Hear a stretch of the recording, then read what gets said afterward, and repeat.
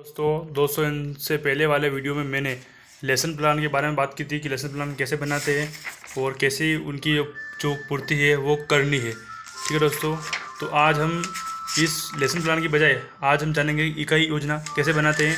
आज मैं आपको इकाई योजना बनाने के बारे में बताऊंगा।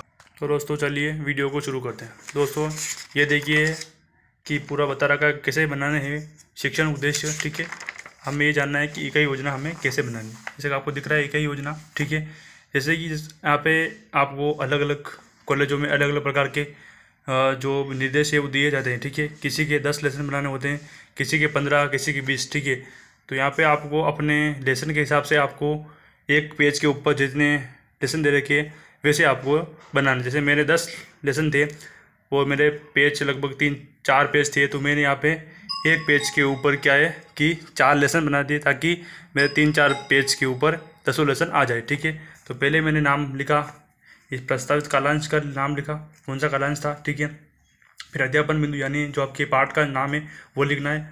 अध्ययन बिंदु कौन सा है वो लिखना है। ठीक है, अध्ययन बिंदु जो पैराग्राफ लिखा है, जो जिस पैराग्राफ की आप व्याख्या करोगे उसका यहाँ पे लिखना है। ठीक है, फिर शिक्षण उद्देश्य व्यवहारगत परिवर्तन सहित इसमें आपको ज्ञानात्मक, अर्थग्रहण और अभिव्यक्ति इन तीनों के बारे में आपको लिखना है। ठीक है, फिर सहायक सामग्री में लपेट फलक, जाड़न और श्वेत वर्तिका यानी जिस सहायक सामग्री का प्रयोग आपने किया है उनके नाम लिखने। यहाँ पे आप चार्ट, मॉडल, उनके नाम भी लिख सकते हो। ठीक है, फिर छात्राध्यापक क्रिया और छात्र क्रिया, इसमें छात्राध्यापक क्रिया में क्या आएगा, छात्राध्यापक प्रस्तुत पद्यांश की व्याख्या करेगा। छात्र क्रिया में विद्यार्थी ध्यानपूर्वक सुनेंगे तथा मुख्य बिंदुओं को अपनी पुस्तिका में, अभ्यास पुस्तिका में लिखेंगे। मूल्यांकन में आ जाएगा कि जो प्रश्न बनाए मूल्यांकन प्रश्न आपने 2 अति लघुत्मक प्रश्न वो यहाँ पे लिखने। ठीक है, गृह कार्य में जो आपने बड़ा जो प्रश्न बनाया है लास्ट अंतिम गृह कार्य प्रश्न वो यहाँ पे आपको लिखना है। इसी प्रकार आपको अलग अलग लेसन में अलग अलग प्रकार से पूरा है वो लिखना। ठीक है, यहाँ पे जो सहायक सामग्री, अध्ययन, छात्राध्यापक क्रिया, छात्र क्रिया और मूल्यांकन प्रश्न, ये लगभग जिस लेसन से आपने जो आपने प्रश्न बनाए हैं, जो पैराग्राफ लिखा है उसके बारे में आपको लिखना है। ठीक है दोस्तों, इतना आपको समझ में आया होगा। उसके बाद जैसे यहाँ पे मेरे 4 लेसन एक पेज के ऊपर आ गए। ठीक है, यानी इस पेज के ऊपर मेरे 4 हो गए। फिर अगले पेज के ऊपर मेरे यहाँ पे फिर से 4 यहाँ पे लिख दी, यानी 8 इसमें हो गए। फिर बाकी बचे दो बचे मैंने यहाँ पे लिख दिए, यानी मेरे 3 पेज के ऊपर मैंने 10 लेसन मैंने लिख दिए। ठीक है, फिर मेरा अगला विषय आता है एसएस का। ठीक है, ये मेरे हिंदी विषय का था। अब आता है एसएस में भी मेरे 3, इसमें भी मेरे 10 लेसन बनाने हैं। ठीक है, तो यहाँ पर मैंने क्या किया, यहाँ पे मेरे 4 पेज बच गए थे, यहाँ पे मेरे लगभग 7 पेज थे इस फाइल में। ठीक है, तो मैंने 3 पेज के ऊपर तो मेरे हिंदी के 10 लेसन लिख दिए, यानी एक पेज के ऊपर 4 बना दिए। ठीक है, और बचे 4 पेज के ऊपर मैंने एसएस वाले में क्या किया कि एक पेज के ऊपर मैंने 3 लेसन बनाए ताकि मेरे 4 पेज के ऊपर आराम से 3 पेज के ऊपर 9 हो जाएंगे और बचे 1 के ऊपर 1 हो जाएगा, यानी इस तरह मेरे 4 पेज पूरे हो जाएंगे। ठीक है, जैसे यहाँ पे मैंने बनाया, ये प्रस्तावित कालांश लिखा। ठीक है, अध्यापन बिंदु लिखा, अध्ययन बिंदु लिखा। ठीक है, फिर जो शिक्षण जो उद्देश्य है वो लिखा।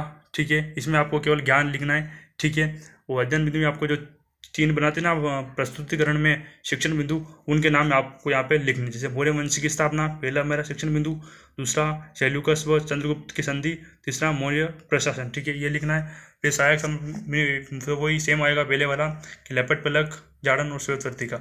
छात्राध्यापक क्रिया में क्या लिखना है कि विकासात्मक प्रश्न, व्याख्या, बोध प्रश्न, मूल्यांकन प्रश्न, यानी आपने जिस सीरीज में आपने प्रश्न बनाए हैं, जिस सीरीज में आपने प्रस्तुतिकरण किया है उस सीरीज को यहाँ पे आपको लिखना है। फिर छात्र क्रिया में क्या आएगा कि विद्यार्थी ध्यानपूर्वक सुनेंगे तथा मुख्य बिंदुओं को अभ्यास पुस्तिका में लिखेंगे। ठीक है, फिर मूल्यांकन में आपको सीरीज याद रखनी है, वस्तुनिष्ठ प्रश्न, रिक्त स्थान, अति लघुतात्मक प्रश्न, लघुतरात्मक प्रश्न। ठीक है, ये आपको सीरीज ध्यान रखनी है, सीरीज के अनुसार ही आपको प्रश्न बनाने हैं। ठीक है, गृह कार्य में आपका जो अंतिम प्रश्न होगा बड़ा प्रश्न, ठीक है, यानी विश्लेषण करने वाला प्रश्न बड़ा, वो आपको यहाँ पे लिखना है, वो गृह कार्य में देंगे। जैसे मौर्य वंश की स्थापना का विस्तार से समझाइए। ठीक है, पहला होगा। दूसरा मैंने लिख दिया यहाँ पे प्रसाद कालांश। चौथा आ गया जहांगीर। ठीक है, इसमें भी इसके 3 शिक्षण बिंदु लिख लिए। ठीक है, ज्ञान लिख लिया, सहायक सामग्री लिख ली।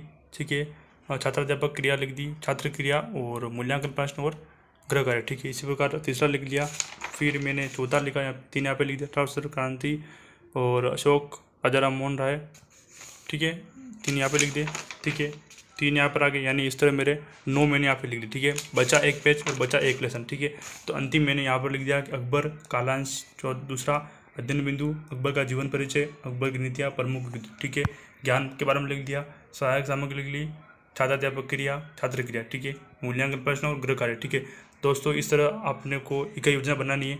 आपको अपने लेसन के हिसाब से देख लेना है कितने लेसन है और कितने पेज है, ठीक है। उसके हिसाब से आपको एक पेज में आकर आपको 4 लेसन लिखने हैं या 3 लिखने हैं, ठीक है। तो पहले आपको ये डिसाइड कर लेना है, उसके बाद ही लिखना शुरू करना, ठीक है। ये नहीं हो कि आप लिखने के बाद डिसाइड कर, ठीक है। फिर आपको क्या है कि अलग से आपको पेज लगाना पड़ेगा, ठीक है, और आपके गड़बड़ है जो पूरी हो जाएगी, ठीक है। तो दोस्तों अगर इस वीडियो में आपको कुछ भी चीज़ समझ में नहीं आई हो तो आप प्लीज़ कमेंट बॉक्स में अपनी बात बता दीजिएगा, अपने डाउट को, ठीक है, कमेंट में कर दीजिएगा, ठीक है। दोस्तों इस वीडियो को लाइक शेयर एंड सब्सक्राइब जरूर कीजिएगा, बहुत मेहनत लगती है दोस्तों वीडियो बनाने में, ठीक है। तो प्लीज़ एक सब्सक्राइब लाइक ज़रूर कीजिएगा। धन्यवाद।